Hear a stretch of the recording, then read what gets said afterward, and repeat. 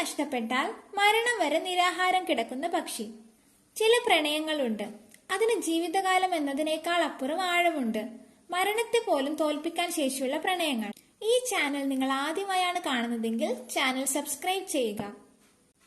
ഒരു പക്ഷേ നിങ്ങൾ കേട്ടിട്ടുള്ളതിൽ വെച്ച് ഏറ്റവും വിചിത്രവും വേദനാജനകവുമായ ഒരു പ്രണയകഥ. നമ്മുടെ ലോകത്ത് ഒരുപാട് പക്ഷികളുണ്ട്, കൂട്ടമായി പറക്കുന്നവ, ഒറ്റയ്ക്ക് സഞ്ചരിക്കുന്നവ. എന്നാൽ സാരസക്കൊക്കുകൾ വ്യത്യസ്തരാണ്. ജീവിതത്തിൽ ഒരു ഇണയെ മാത്രം തെരഞ്ഞെടുത്ത് ആ ബന്ധം മരണം വരെ നിലനിർത്തുന്നവർ. അവയെ കുടുംബസ്നേഹമുള്ള പക്ഷികൾ എന്ന് വിളിക്കുന്നതിന്റെ കാരണം ഇതാണ്.